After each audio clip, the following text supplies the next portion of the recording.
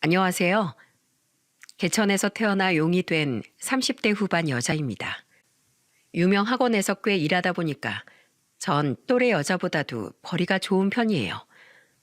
워낙 힘들게 커서 그런지 돈만 잘 벌면 인생이 크게 달라질 수 있을 거라고 생각했어요. 하지만 제 인생에 그렇게 큰 반전은 일어나질 않더라고요. 사람 사는 거 어차피 다 거기서 거기라는 말을 실감했습니다.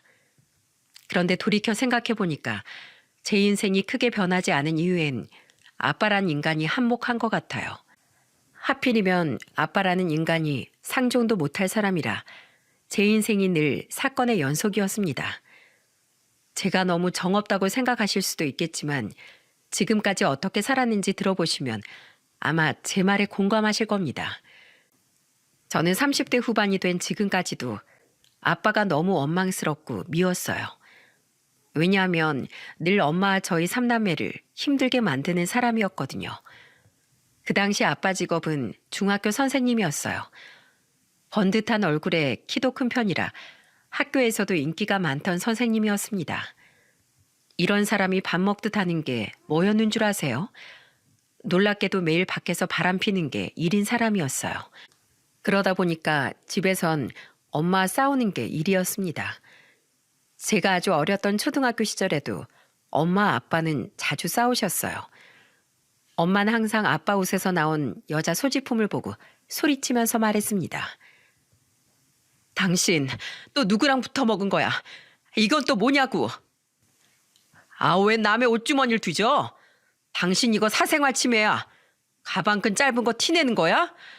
왜 남의 물건을 함부로 만져? 남? 우리가 남이야? 그리고 당신은 많이 배워서 바람 피고 다녀? 그게 어디서 배워먹은 상도덕인데. 뭐야? 당신 그거 내려놔. 감히 하늘 같은 서방을 치려고 해? 아, 사람 살려! 엄마는 야구방망이를 들고 아빠를 금방이라도 때릴 듯이 쫓아가는 걸 보기도 했습니다. 쫓고 쫓기는 엄마 아빠의 싸움은 늘 집안을 난장판으로 만들었습니다. 제 기억에 아빠는 늘 바람을 피고도 당당했어요. 그래서 싸움이 끝나고 나면 아빠는 저희 삼남매를 쪼르르 앉혀놓고서 참 말도 안 되는 소리를 늘어놨습니다. 자자, 너희들 아빠 말 잘 들어. 이 집안의 가장은 아빠야. 너희들 학교 가면 선생님 말 잘 듣지? 네. 그래, 아빠는 선생님이고 또 이 집안 가장이야. 엄마처럼 아빠를 무시하고 막말하면 안 되는 거야.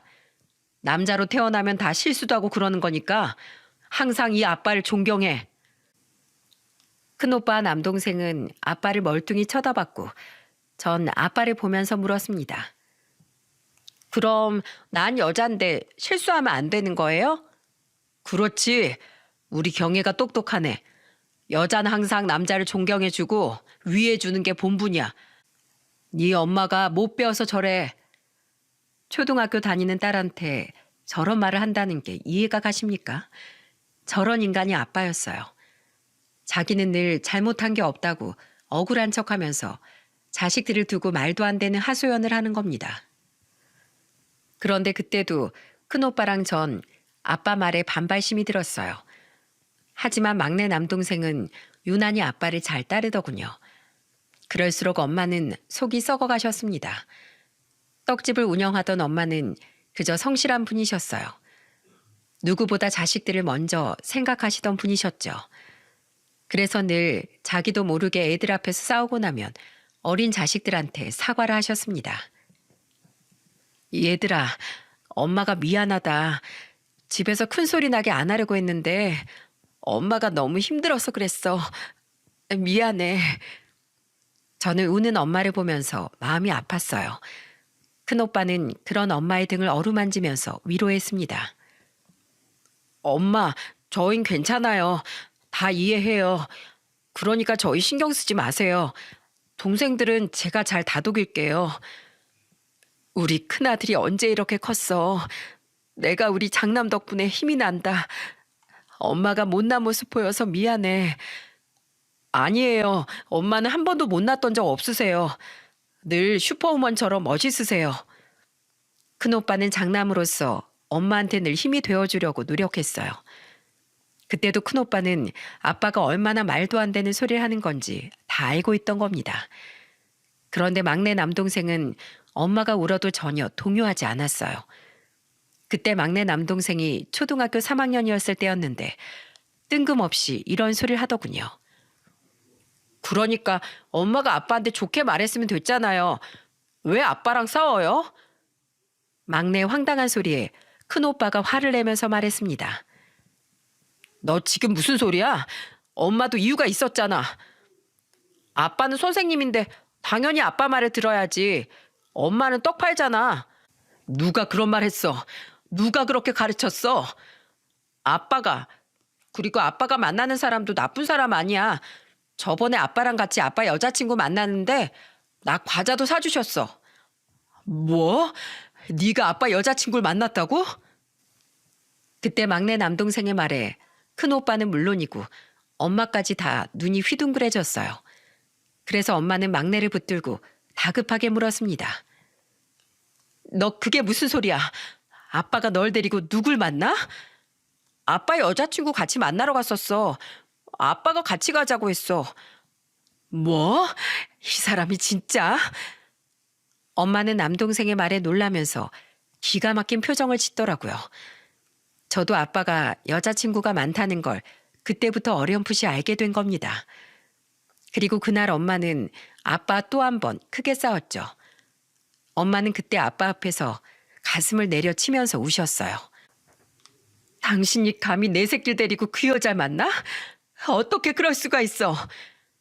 진짜 피곤하다. 그냥 친구라니까. 친구. 여자 남자도 친구가 될 수 있잖아. 내가 당신을 몰라? 대체 어디가 당신 밑바닥인 건데 어디까지 날 무너뜨려야 직성이 풀리겠어. 나 같은 남자랑 사는 게 쉬운 줄 알았어? 그럼 이혼해. 네 자식들 아빠 없는 애를 만들고 싶으면 어디 마음대로 해봐. 애 엄마가 아주 잘하는 짓이다. 아빠는 잘못을 하고도 너무 뻔뻔한 태도로 말하니까 대체 누가 잘못한 건지 저도 그때는 잘 몰랐어요. 하지만 제가 점점 나이가 들면서 친아빠란 인간이 어떤 사람인지 정확하게 알게 됐죠. 특히 한창 민감한 나이였던 사춘기에는 엄마 아빠가 부부싸움을 할 때 엄마를 대신해서 소리치기도 했습니다. 아빠, 엄마한테 그만해. 아빠가 잘못한 거잖아. 왜 그래? 야, 어디 아빠한테 눈 똑바로 뜨고 대들어? 내가 그렇게 가르쳤어? 아빠가 나한테 뭘 가르쳤는데 맨날 밖에서 술 마시고 집에 오면 엄마랑 싸우면서 뭘 배우라는 건데 이게 진짜? 너 몇 대 맞아 정신 차리지? 제가 발악을 하면서 대드니까 아빠는 제게 매를 들려고 했어요. 그러자 엄마가 절 품에 안고 아빠한테 소리쳤습니다. 내 새끼 털끝 하나만 건드려봐. 진짜 가만 안 둘 거야. 아이고 무식한 여편네.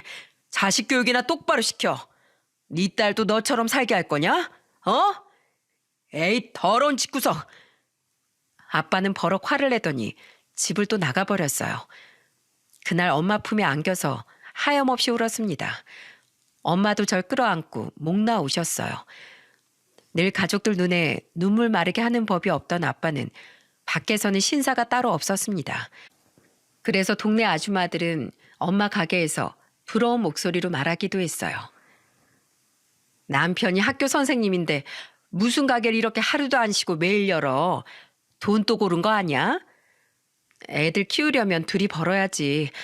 남편 있어봐야 아무 소용 없어. 으유, 대쪽 같다니까 정말. 나도 자상하고 다정한 남편 하나만 있었어도 아유 지금처럼 이렇게 안 살았겠네. 남의 집 사정을 자세히 모르는 아줌마들이 엄마를 보고 이런 소리를 자주 했습니다. 집에선 개차반이 따로 없는데 밖에만 나가면 아빠는 신사가 따로 없었거든요. 그러니까 가족들은 복장이 터질 수밖에 없던 거예요.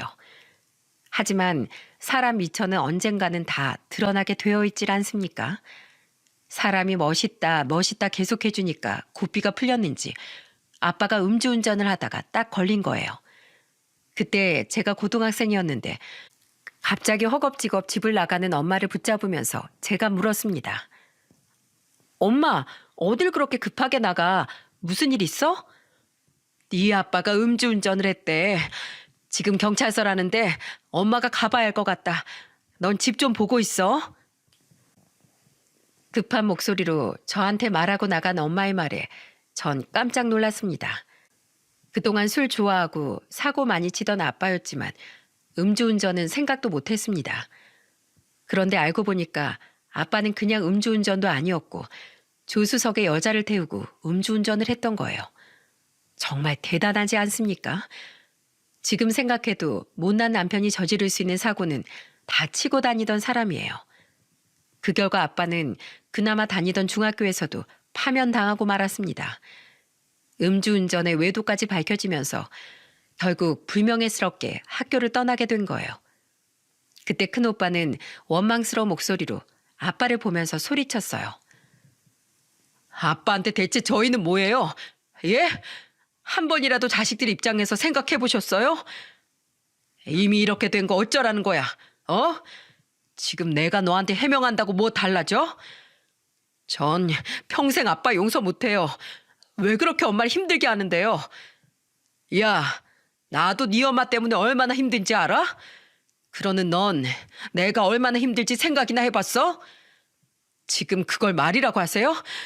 난 절대 아빠 용서 못해요. 큰오빠는 정말로 아빠를 싫어했습니다. 하지만 그 와중에도 막내는 아빠를 옹호하면서 말하더군요. 형, 아빠한테 말이 너무 심한 거 아니야? 뭐? 넌 지금 이 상황에도 아빠를 감싸는 거야? 정신 차려. 다른 여자랑 밤새 술 마시고 음주운전한 사람이라고. 아빠가 얼마나 스트레스가 많았으면 그랬겠어. 형이 뭐라는데? 뭐야? 이 자식이? 큰오빠는 남동생과 말다툼을 하다가 주먹까지 들려고 했습니다. 그러자 엄마가 울먹이는 목소리로 둘을 말리면서 말했죠. 그만해. 이게 다 못난 네 아버지 탓인데 왜 너희들끼리 싸워? 그만들래. 이런 모습 보는 게 난 더 가슴 아프다. 엄마는 답답함에 눈물까지 쏟으셨어요. 그걸 본 전 아무렇지 않게 앉아있는 아빠한테 더 화가 났습니다. 그래서 아빠한테 소리쳤어요. 아주 대단한 일 했네요. 이젠 아니고 바뀌고 아빠 실체가 낱낱이 밝혀져서 고개를 들고 다닐 수가 없어요. 알긴 아세요? 어차피 금방 지나가. 아유, 됐어. 나 피곤하니까 다들 할 일이나 해. 아빠는 그런 사고를 치고도 참 뻔뻔했어요. 도저히 바뀔 생각이 없는 아빠를 옹호하는 건 오로지 막내 남동생뿐이었습니다. 워낙 어린 시절부터 아빠를 잘 따르기도 했고 아빠도 남동생을 데리고 자주 나갔거든요. 그러다 보니까 남동생은 자연스럽게 아빠한테 세뇌를 당했던 것 같아요. 심지어 커갈수록 배짱이 같은 아빠를 쏙 빼다 담더니 집안에서 아주 사고뭉치였습니다. 그러다 한번 크게 사고를 쳤던 적이 있었는데 그때는 큰오빠와 저는 성인이 되어 있었죠. 고등학교 3학년이었던 남동생이 학교 폭력에 가담하는 바람에 엄마가 학교까지 찾아갔던 겁니다. 그때 엄마는 삼남매를 키우면서 처음으로 학교로 사과를 하러 가시게 된 거예요. 그날 저녁 큰오빠는 남동생한테 호통을 치면서 말했습니다. 너 진짜 뭐가 되려고 이렇게 사는 거야? 고3이 공부는 안 하고 친구들이랑 몰래 다니면서 이런 짓을 해? 너 미쳤어? 아, 나도 학업 스트레스 받아서 이랬던 거야. 어떻게 사람이 공부만 하고 살아? 네가 언제 공부를 했는데? 내가 모를 줄 알아? 맨날 엄마한테 용돈 달라고 행패만 부리잖아. 그래서 형이 해준 게 뭔데? 어? 잔소리 하려면 돈이나 주면서 욕해. 맨날 맨입으로 화만 내지 말고. 형이 뭔데 나한테 큰 소리야? 그때 남동생이 적반하장으로 큰오빠한테 대드니까 갑자기 자리에서 벌떡 일어난 엄마가 남동생의 뺨을 내리쳤어요. 그러면서 언성을 높이면서 소리쳤습니다. 그러는 넌 뭘 그렇게 잘했다고 큰 소리야? 어? 너 이럴 거면 학교도 가지 마.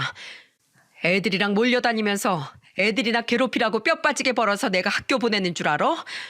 너 그럴 거면 가지 마. 네 교복도 다 찢어버릴 거야. 이리 내놔. 엄마, 왜 그래? 내 교복, 왜? 그날 엄마는 남동생 교복을 아예 찢어버리려고 했어요. 결국 놀란 남동생이 무릎을 꿇고 싹싹 빌었습니다. 엄마는 혼자서 떡가게를 운영하면서 힘들게 자식 셋을 키웠는데 막내를 보고 얼마나 속이 상하셨겠습니까? 집안일, 자식 키우는 일, 경제적 책임까지 모두 엄마가 혼자서 짊어지고 살았거든요.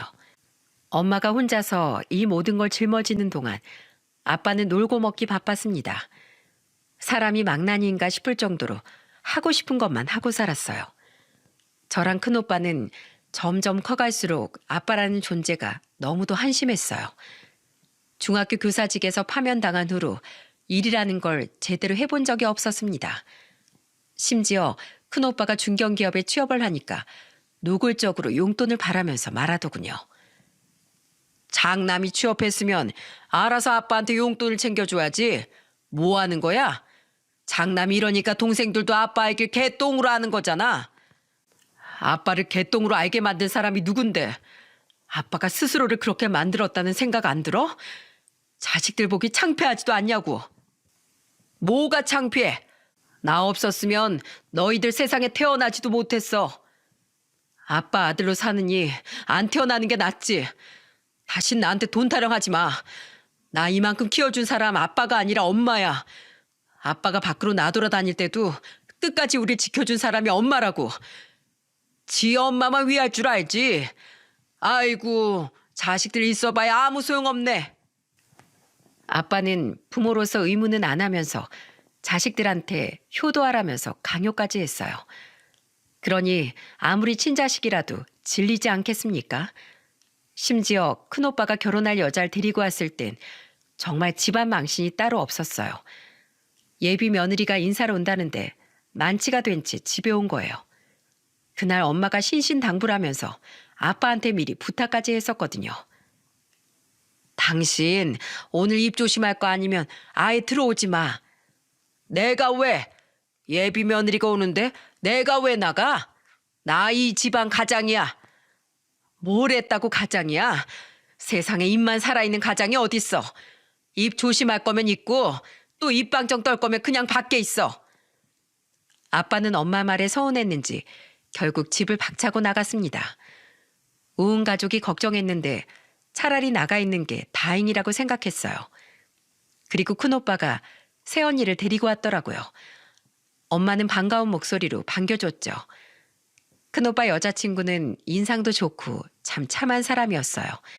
그날도 엄마가 본인 밥은 뒷전인 채로 계속 본인만 챙겨주니까 민망한 목소리로 말하더군요. 어머님도 좀 드세요. 저 이거 다 못 먹어요. 아이고, 이렇게 마른 사람이 밥도 잘 못 먹어서 어떡해. 저 말라 보여도 힘은 세요. 그러니까 어머님도 국 식기 전에 얼른 식사하세요. 저 혼자 먹으려니까 너무 민망해요. 내가 그랬나? 그럼 얼른 같이 먹자. 어서 먹어요. 말도 예쁘게 하고 엄마도 살뜰히 챙기는 모습이 정말 인상 깊었어요. 밥을 먹고 대화를 나눠보니까 원래도 알던 사이처럼 편안한 느낌이었습니다. 그렇게 한참 대화를 나누는데 불청객이 찾아왔더라고요. 바로 술에 취한 아빠가 온 거예요. 그 순간 제가 얼마나 절망적이었는지 모릅니다. 이미 만취한 모습으로 들어와 큰오빠 여자친구를 보자마자 신이 나서 소리치더군요. 예비 며느리가 왔네. 내가 시아버지 될 사람이니까 술상 좀 차려와봐. 역시나 오자마자 내배는 실어내 전 깜짝 놀라서 수습을 하려고 했습니다. 아빠가 취해서 그래요. 오늘은 이만하고 어서 가보세요. 저 괜찮아요. 제가 가서 얼른 술 마신 사람이 먹을 만한 것 좀 챙겨올게요. 네? 아니에요. 괜찮아요. 주방 좀 잠깐 다녀올게요. 저는 갑작스런 상황에 당황했습니다. 큰오빠도 예상 못한 상황이라서 안절부절했죠. 그런데 주방으로 갔던 새언니가 뭘 챙겨왔는 줄 아세요? 바로 냉수였어요. 그러면서 그걸 아빠한테 건네면서 말하더군요. 아버님, 냉수 먹고 정신 차리세요. 에? 내가 술상 가져오라고 했지. 언제 물 떠오랬어? 지금 술을 더 마실 게 아니라 냉수 마시고 속 차리셔야 돼요. 여기서 더 가시면 정말 선 넘으시는 거예요. 단호한 목소리에 아빠는 뻘쭘해진 겁니다. 그 순간 엄마가 참았던 웃음을 터뜨리면서 말했어요. 우리 집에 아주 현명한 며느리가 왔네. 우리 장남이 아주 여잘 제대로 데려왔어. 아니에요. 어머님 힘드신데 어떻게 또 술상을 봐요. 오늘 어머님 덕분에 정말 맛있는 저녁 잘 먹었습니다. 만취한 아빠를 단번에 제압한 새언니의 센스에 모두가 감탄했습니다. 큰오빠가 좋은 짝을 잘 만났다는 생각이 들 정도였습니다. 알고 보니까 새언니도 친정에 술 좋아하는 아버지를 보고 자라서 이런 상황에 당황하지 않았던 거죠. 그렇게 큰오빠와 새언니는 축복 속에 결혼식을 올렸습니다. 이때까지만 해도 아빠와 자식들 사이에 갈등은 깊지 않았습니다. 하지만 제가 30대 중반이 넘어가면서 같은 일을 하는 남자친구와 결혼 준비를 고민하던 때 갈등이 폭발하고 말았어요. 왜냐하면 그 무렵에 엄마가 암 선고를 받게 된 겁니다. 평생 고생만 하던 엄마가 노후에는 편안하길 바랬는데 너무 절망적이었죠. 그런데 그 와중에 아빠는 뭐 했는 줄 아세요? 일도 안 하면서 술 먹고 놀기 바빴습니다. 제가 엄마 병원에 다녀오던 날 집에서 널브러져 있던 아빠를 보고 악을 쓰면서 말했어요. 지금 뭐 하는 거야? 엄마한테 미안하지도 않아? 어쩌면 끝까지 이럴 수가 있어. 아, 왜 또 난리야? 오바 좀 하지 마. 요즘 기술이 얼마나 좋은데 금방 괜찮아져. 그리고 너 돈 잘 벌잖아. 돈 잘 버는 딸 있는데 설마 잘못되겠어? 엄마가 수술을 앞두고 두려움에 떨고 있는데 아빠는 한 번도 가보지도 않았어요. 금방 나을 거라고 말하면서 남일처럼 말하는 겁니다. 저는 그런 아빠가 너무 원망스러웠죠. 그래서 아빠를 탓하면서 울었어요. 아빠 때문이야. 엄마 저렇게 만든 사람 다 아빠라고. 엄마 잘못되면 나 평생 아빠 저주하면서 살 거야. 이제 네 엄마가 아픈 것도 내 탓이냐? 어? 자식들 키워봐야 아무 소용없네. 어이구 속 터져서 원. 그런 아빠를 보면서 전 그나마 있던 정마저 떨어져 버렸어요. 힘든 상황에 저한테 힘이 되어준 건 남자친구였습니다. 제가 서울 중심가에서 연봉 1억 5천 정도를 받으면서 일할 당시 남자친구는 저와 같은 학원에서 일하던 사람이었죠. 남자친구는 연봉 2억 정도 버는 실력 있는 사람이었어요. 만난 기간도 어느 정도 있다 보니까 가족들도 어느 정도 알고 있던 사람이었습니다. 하지만 제가 남자친구와 결혼 준비를 하고 있다는 건 아빠만 몰랐어요. 또 사고라도 칠까봐 제가 일부러 비밀로 했거든요. 그런데 한 번은 남자친구와 같이 엄마 병실에 다녀오다가 아빠를 딱 마주치게 된 거예요. 얘기만 들었던 제 남자친구를 마주쳤을 때 아빠는 눈을 반짝이면서 인사를 하더군요. 아이고, 우리 잘 나가는 강사님이 여길 어떻게 오셨어? 아, 안녕하세요. 저 경혜 남자친구입니다. 알지, 알어. 나도 왕년에 중학교에서 선생님으로 있던 거 알지? 옛날엔 선생님이 짱이었어. 강사는 명함도 못 내밀었는데 지금은 그렇게 돈을 잘 번다면서? 애들 가르친다니까 정감이 가네. 아빠는 은근히 남자친구를 무시하면서도 돈을 잘 번다는 말을 어디서 듣고 너무 좋아하더군요. 저런 이중적인 태도가 진절머리 나도록 싫었습니다. 제가 결혼한다는 것도 아빠에게 알리고 싶지 않던 이유였어요. 저는 그 순간 말을 끊으면서 말했죠. 우리 수업 있어서 가봐야 돼. 기왕 왔으면 남편이니까 제발 엄마 좀 잘 살펴줘. 내가 이렇게 부탁할게. 내가 언제 엄마를 막대한 적이 있어? 다 알아서 할 테니까 걱정 마. 우리 역대 연봉 강사님 가보세요. 아빠는 제가 강사로 돈을 잘 벌기 시작하니까 저한테 꼭 저렇게 말했어요. 남자친구 앞에서 너무나도 창피했습니다. 그래도 남자친구는 제 손을 잡아주면서 위로하듯 말해줬어요. 아버님이 솔직하시네. 미안해. 나 때문에 괜한 걸 겪게 하네. 괜찮아. 우리 결혼하려면 어차피 한 번 넘어야 할 벽이잖아. 같이 이겨내자. 제 손을 꼭 잡아주면서 같이 이겨내자고 하는 남자친구가 전 너무 든든했습니다. 그래서 엄마가 힘든 수술을 받는 동안 저는 남자친구에게 많이 의지했어요. 그러다 삼남매가 같이 엄마 문병을 다녀왔던 날 엄마 집에서 다 같이 밥을 먹었습니다. 저는 그때까지도 일부러 막내 동생한테 결혼 준비 중인 사실을 알리지 않았어요. 분명 아빠 귀에 들어갈 게 뻔했거든요. 그런데 그날 새언니가 저한테 결혼 준비는 잘 하고 있는지 물었습니다. 마침 남동생도 자리를 비웠길래 전 편하게 대답했어요. 엊그제 신혼집 보고 왔던 거 계약하고 왔어요. 정말요? 축하드려요. 신혼집 계약하고 나면 거의 다 했네요. 이제 결혼하는 거 실감 나겠어요. 네, 근데 엄마가 아파서 마냥 좋지만도 않아요. 그래도 수술 받고 나오시면 괜찮을 거예요. 너무 걱정 마요. 나랑 오빠 있는데 무슨 걱정이에요? 안 그래도 새언니가 있어서 저 얼마나 든든한지 몰라요. 저는 새언니랑 기쁜 목소리로 대화를 나누고 있었어요. 그런데 한창 대화를 나누고 있는데 남동생이 온 거예요. 그러면서 저를 보면서 놀란 목소리로 묻는 겁니다. 뭐야, 누나 결혼해? 근데 왜 말을 안 해? 그냥 모른 척해. 조용히 알아서 준비할 거야. 왜? 아빠도 알고 계셔야지. 아빠가 뭘 해줄 수 있는데? 내 결혼에 재만 안 뿌려도 다행인 사람이야. 그러니까 너도 모른 척해.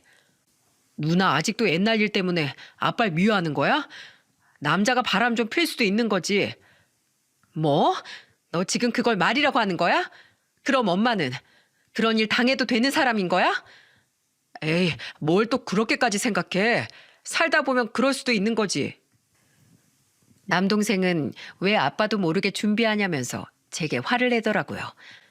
그런데 제가 아빠한테 비밀로 했던 건 큰오빠 결혼 당시 아빠가 새언니한테 돈을 요구했던 사건 때문에 그런 결정을 했던 것도 있었습니다. 그래서 큰오빠도 아예 말하지 말라고 하더군요. 그러다 보니까 아무래도 아빠와 가깝게 지내던 남동생한테 비밀로 했던 겁니다. 그래서 전 끝까지 비밀로 하라고 신신당부를 했죠. 아무리 남동생이 백수 양아치처럼 살아도 저랑 한 약속은 지켜줄 거라고 믿었습니다. 저는 엄마가 투병하는 와중에 결혼 준비까지 하려니까 정신적으로 힘이 들었어요.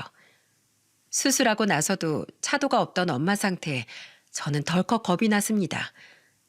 그래서 수술 후 힘겨운 투병 생활을 이어가던 엄마한테 저는 애원하듯 말했어요. 엄마, 제발 눈 좀 떠봐. 엄마 딸 왔잖아. 형애야, 나 너무 힘들어. 괜찮아. 다 괜찮아지려고 그러는 거야. 엄마 그러니까 조금만 더 힘을 내. 엄마 제발. 엄마는 약물 치료받는 걸 너무도 힘들어했어요. 그런 와중에 결혼 준비까지 하려니까 힘들 수밖에 없었죠. 그런데 엄마가 이렇게 사경을 헤매는 동안 아빠는 뭘 하고 있었는지 아십니까? 5살 어린 여자 바람이 나서 정신이 나가 있던 사람이 아빠라는 인간이었어요. 진짜 기도 안 차더군요. 제가 이런 현실을 알게 된 게 더 어이가 없었어요. 제가 한창 결혼 준비하던 걸 어떻게 알고는 제가 일하는 학원까지 찾아와 저를 불러낸 겁니다. 누가 봐도 남동생이 말한 게 뻔하니까 기가 막히더라고요. 다짜고짜 절 찾아온 아빠 카페에서 마주 앉아 이야기를 하게 된 겁니다. 그때 아빠는 뻔뻔한 목소리로 말하더군요. 너 결혼 준비한다면서 그런 중요한 걸 왜 아빠한테 말도 안 하는 거야? 내가 왜 말을 해요? 왜요? 또 초치려고 온 거예요? 초를 치긴 왜 쳐? 들어보니까 예비 사이가 너보다 더 잘 번다면서. 그럼 당연히 내가 예비 사이 대접을 해줘야지. 이젠 뒷조사도 하세요? 이래서 내가 아빠한테 비밀로 한 거예요. 아시겠어요? 넌 네 엄마도 말기암이라 사경을 헤매고 있는데 아빠한테 그런 말이 나와? 네 엄마 병원에서 언제 죽을지 모르는데 나라도 혼주석을 채워야 될 거 아니야? 아니요. 아빠를 혼주석으로 모시느니 전 그냥 혼자 입장할게요. 그거 다 시댁엔 흠으로 보일 텐데 너 괜찮겠어? 여자가 흠 잡히면서 시집가면 살면서 고생이야. 안 그래도 아빠가 지금 만나는 사람이 있는데 그 사람이 새엄마야. 그러니까 혼주석은 걱정 말고 예비사위 정식으로 인사시켜. 아빠의 당당한 태도에 저는 참을 수 없는 분노가 끌어올랐어요. 이런 말을 듣고 참을 수 있는 사람이 있을까요? 엄마는 사경을 헤매고 있는데 너무 당당하게 자기가 만나고 있다는 소리를 하니까 저는 눈앞에 있는 사람이 정말 인간이 맞나 싶었습니다. 그래서 전 자리에서 벌떡 일어나면서 소리쳤어요. 뭐요? 새엄마요? 제가 왜 그 여자를 만나요? 평생 아빠 혼자 그 여자랑 살던지 알아서 해요. 내가 이래서 아빠를 인정 안 하는 거예요. 아시겠어요? 항상 가족은 뒷전이고 본인밖에 모르는 이기적인 사람이 아빠라고요. 다 널 위해서 하는 소린데 지금 내 성을 무시하는 거야? 그딴 성이 필요 없으니까 집어치우시라고요. 다신 찾아오지 마세요. 그리고 나는 아빠 없다고 생각하고 살 거니까 내 결혼식 근처에도 얼씬거리지 마요. 저는 너무 감정이 벅차올라서 눈물을 흘렸습니다. 세상에서 가장 사랑하는 엄마가 안타깝고 이 사실을 엄마만은 모르길 바랬습니다. 그 순간 저는 엄마가 너무 보고 싶어서 학원에 급히 조퇴를 하고 병원으로 갔어요. 그런데 이 악마 같은 인간이 이미 엄마 병원을 다녀갔는지 엄마가 울고 계시더라고요. 너무도 야윈 손으로 눈물을 닦으시더군요. 저는 그런 엄마 손을 잡고 얼굴을 쓸어주면서 말했습니다. 엄마, 왜 울어? 치료받는 게 힘들었어? 아니야. 아무것도 아니야. 그런데 바닥에 누군가 왔다 간 흔적이 보였어요. 그래서 전 놀라서 엄마한테 다급하게 물었습니다. 엄마, 혹시 누가 다녀갔어? 이거 누가 마셨던 커피를 두고 갔어. 혹시 아빠야? 경애야, 엄마가 미안해. 병실에 그렇게 먹던 커피를 두고 갈 사람은 아빠밖에 없었어요. 심지어 커피가 있던 빨대에는 립스틱 자국도 있더라고요. 알고 보니까 아빠가 상간녀를 데리고 병원까지 왔던 겁니다. 저는 그때 괜히 화를 내면서 엄마한테 물었습니다. 엄마, 설마 아빠야? 아빠 때문에 울고 있었어? 엄만 너한테 짐만 될 거야. 그러니까 결혼식 엄마 없이 해. 엄마, 나한테 부모는 엄마뿐이야. 근데 엄마가 안 오면 내 결혼식을 누가 봐줘? 엄마 건강해져서 아빠랑 이혼도 하고 나 결혼해서 행복하게 사는 것도 봐줘. 제발. 경애야, 엄마가 이렇게 몸이 안 좋은데 이혼할 기력도 없다. 난 그동안 너희한테 이혼한 집 애들이라는 꼬리표 붙여주기 싫었어. 시집가는 딸한테 그런 흠을 남기고 싶은 엄마가 세상 천지에 어디 있겠니? 그런 사람 아빠로 인정하고 싶지도 않아. 엄마, 내가 엄마 많이 사랑하는 거 알지? 그러니까 꼭 힘내서 나 예쁜 드레스 입는 거 실제로 봐줘. 알겠지? 엄마. 우리 경애, 이 엄만 걱정 말고 행복하게 살아. 너만 잘 살면 된다. 저는 그날 엄마랑 서로 얼싸안고 한참을 울었습니다. 그때만큼 아빠가 미웠던 적이 없습니다. 왜 아픈 엄마한테까지 이렇게 잔인하게 말하는지 정말 원망스러웠죠. 저는 그날 병실을 나오면서 아빠한테 전화해서 소리쳤습니다. 내 결혼식장 절대 오지 마. 오는 순간 끌려나가 각오하고 해. 나 오늘부로 아빠 없는 애야. 멀쩡한 아빠가 왜 없어? 너 미쳤어? 아빠야말로 미쳤어? 아픈 엄마한테 그렇게까지 하고 싶어? 이 악마 같은 인간아. 평생 용서 안 할 거야. 저는 아빠한테 절대 결혼식에 오지 말라고 신신당부를 했습니다. 하필이면 엄마는 이모도 외삼촌도 모두 돌아가셔서 정말 저희 삼남매뿐이었어요. 하지만 친가 쪽은 고모의 고모부들까지 꽤 인원이 많았습니다. 정말 친척이고 뭐고 아빠 관련된 사람들은 전부 다 보고 싶지 않았어요. 그렇게 정신없는 와중에 제 결혼식 당일이 되었습니다. 저는 기쁨과 설렘, 긴장도 잠시였고 혹시나 아빠가 상간녀와 나타날까봐 걱정이 한가득이었어요. 그런데 아니나 다를까 아빠가 양복을 입고 결혼식장에 나타난 게 아니겠습니까? 평생을 뻔뻔하게 살더니 끝까지 너무 뻔뻔했어요. 심지어 상간녀는 한복을 입고 나타났고 고모들도 아빠 전화를 받고 전부 왔던 겁니다. 게다가 양복 입은 아빠 상간녀가 결혼식장 앞에서 한복을 입고 인사를 하면서 손님들 맞이까지 하고 있는데 제가 신부 대기실에 있을 수 있겠습니까? 저는 전전긍긍하면서 앉아있다가 결국 신부 대기실을 뛰쳐나가 그 상간녀를 보고 소리쳤습니다. 지금 뭐 하시는 거예요? 가세요. 가시라고요. 이야, 너 지금 이 아빠 밀치는 거야? 뭐 하는 거야? 누가 아빠야? 나 당신 같은 아빠 둔 적 없어. 저 여자랑 살림을 차리던지 말던지 관심 없으니까 가. 당장 가라고. 저는 드레스 입은 것도 잊은 채 아빠 상간녀를 밀치면서 소리쳤습니다. 너무 비참하고 행복해야 될 결혼식에 이게 무슨 짓인가 싶었어요. 그러자 상간녀가 저를 보면서 소리쳤습니다. 기껏 와줬더니 지금 이런 대접을 하는 거야? 장난쳐? 나 네 새엄마 될 사람이야. 그 입 다물어요. 누가 내 엄마야? 상간녀의 당당한 태도에 저는 말문이 턱 막혔습니다. 그런데 그때 신부 화장이 지워질 정도로 우는 제 뒤로 엄마 목소리가 들렸어요. 잘못 들었나 싶어서 뒤를 보니까 새언니가 엄마를 부축하면서 걸어오는 거예요. 저는 너무 놀라서 말문이 막힌 채 서 있었습니다. 그 순간 엄마는 힘겹게 새언니의 팔을 붙잡고 서서 소리쳤어요. 지금 뭐 하는 짓이야? 당신 이것밖에 안 되는 사람이야? 딸 시집 보내는데 이래야겠어? 내가 당신하고 40년 동안 살면서 당신한테 못한 게 뭐야?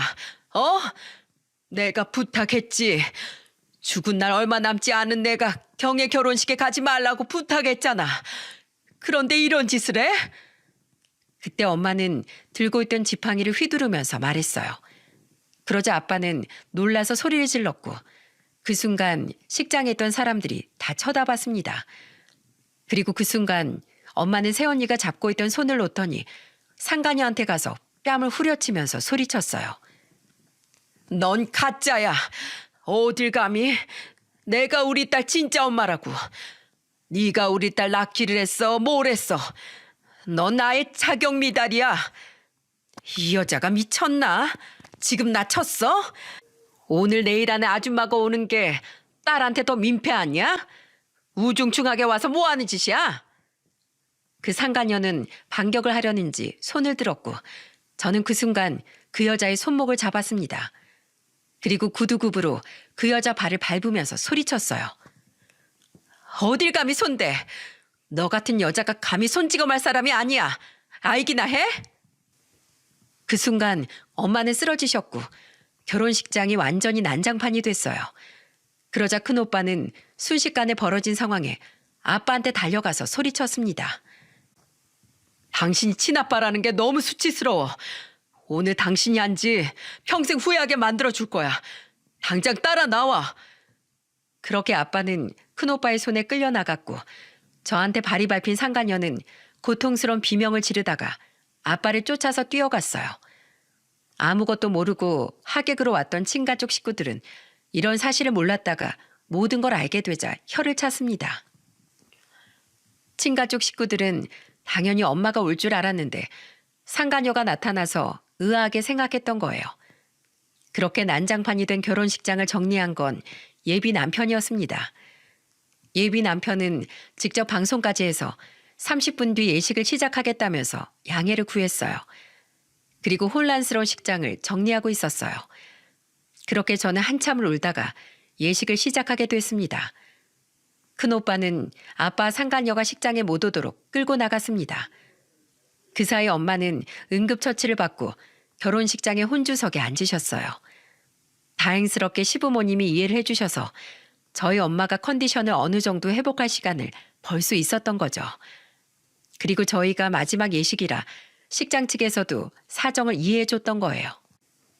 겨우 결혼식이 시작된 예식장에서 저는 엄마를 보면서 감사의 편지를 읽었어요. 제가 이렇게 번듯하게 클 수 있었던 건 엄마 덕분이라고 제 진심을 전하고 싶었거든요. 저는 마이크를 잡고 눈물을 흘리면서 편지를 읽었습니다.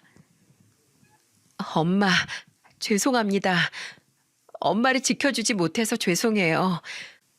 항상 절 따뜻하게 안아주시던 엄마 손이 야위어져 가는데 먹고 살기 바쁘다는 핑계로 잘 보살펴 드리지 못한 건 아닌지 너무 죄송해요. 아무리 생각해봐도 죄송하고 감사한 기억들 뿐이라 어떻게 갚아야 할지 모르겠어요.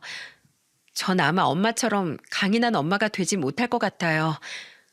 저를 지켜주시던 엄마는 늘 강하고 멋졌는데 그건 오로지 엄마였기 때문에 가능했던 것 같습니다. 엄마 저만 보면 미안하다고 하셨죠? 아니에요. 오히려 제가 효도하지 못한 것 같아서 죄송합니다. 엄마 꼭 회복해서 제 아이에게도 좋은 가르침을 주세요. 제 아이에게 훌륭한 외할머니를 보여주고 싶어요. 그리고 이제는 저와 같이 못 다지긴 여유도 즐겨봐요. 엄마, 정말 정말 사랑해요. 아무리 말해도 모자랄 만큼 정말 사랑합니다. 제가 눈물이 범벅이 되도록 읽은 편지에 엄마는 저와 같이 오열했습니다. 멈추지 않는 눈물을 닦으시면서 제 결혼식을 끝까지 지켜보셨어요. 그리고 정말 놀랍게도 결혼식이 끝나자마자 엄마는 바로 쓰러지셨습니다. 남편은 급히 구급차를 불렀고 응급처치를 하면서 구급차를 기다렸어요. 그렇게 엄마는 마지막까지도 딸의 결혼식을 지키고 싶어 하셨고 이를 악물고 버티다가 끝내 쓰러지신 겁니다. 결혼식이 끝나고 엄마는 바로 병원으로 옮겨지셨고 저와 남편도 바로 병원으로 달려갔어요. 그때 엄마는 다행히도 눈을 뜨셨죠. 저는 퉁퉁 부은 눈으로 엄마 손을 잡고 울면서 말했습니다. 엄마, 괜찮아? 의사 선생님이 가면 안 된다고 했다면서 왜 왔어? 왜 힘든데 온 거야? 우리 예쁜 딸 드레스 입은 걸 봐야지. 이 두 눈에 꼭 담고 싶었어. 엄마가 너무 누추하게 갔지? 미안해. 아니야. 엄마 너무 고운 모습이었어. 엄마 사랑해. 내가 많이 사랑해. 경애야, 행복하게 살아. 엄마는 네 결혼식 봐서 이제 죽어도 여한이 없다. 엄마 딸로 태어나줘서 고맙다. 엄마, 제발 힘 좀 내세요. 알고 보니까 엄마는 의사의 만류에도 딸의 결혼식을 보러 오셨던 거예요. 끝까지 딸의 새 출발을 응원해주고 싶던 엄마저는 2주 뒤에 슬픈 이별을 맞이했습니다. 더 이상 만질 수도 없는 곳으로 엄마가 떠나셨거든요. 엄마는 그때 병원을 나오면서 내 딸 결혼식은 본인이 지키겠다면서 나왔다고 했어요. 그런데 엄마가 돌아가신 뒤에도 아빠는 뻔뻔하게 재산 분할을 하겠다고 나타난 겁니다. 그런데 엄마는 이미 마지막을 예상하시고 얼마 안 되는 재산을 자식들에게 미리 나눠준 뒤였어요. 백수로 오랜 세월 살았던 아빠한테 남은 게 뭐가 있겠습니까? 그러면서 뻔뻔하게 큰오빠를 찾아가서 소리쳤다고 했어요. 내 재산을 빼돌려? 당장 내놔. 여기 당신 재산이 어디 있는데? 평생 엄마 혼자 뼈 빠지게 번 돈인 거 몰라? 나가. 이제 당신이랑 엮일 일 없으니까 나가라고요. 고의한 놈들. 니들이 부모 버리고 잘 살 것 같아? 내가 밑바닥을 쳐도 당신한테 손 절대 안 벌릴 거야. 그러니까 서로 연락도 하지 맙시다. 제발 내가 부탁할 테니까 나타나지 마요. 엄마가 돌아가신 뒤 아빠는 자식들한테 완전히 팽당했어요. 그 후 아빠의 노후는 비극이 기다리고 있었습니다. 매일 술 먹고 노는 걸 좋아하더니 70이 넘은 지금도 원룸 단칸방에 살고 있다는 소식을 듣게 됐어요. 쪽방촌이나 다름없는 곳인데 저와 오빠는 아예 모른 척하고 있습니다. 그나마 아빠를 따르던 막내도 백수로 고시원을 전전하고 있어서 아빠를 도울 처지가 아니었죠. 엄마 살아 계셨을 때나 금전적으로 조금 도움을 줬지만 이젠 아예 엮이기도 싫습니다. 그 와중에도 사업을 하다 쫄딱 망해서 붙어있던 상간녀도 결국 손절하고 도망갔다고 하더라고요. 아예 비빌 곳이 사라진 아빠가 저한테 전화해서 빌었던 적이 있어요. 형애야, 아빠 돈 좀 줘라. 월세가 없어. 나 이러다 죽겠다. 날도 점점 추워지는데 이제 어딜 가니? 누구세요? 전 아빠 없으니까 연락하지 마세요.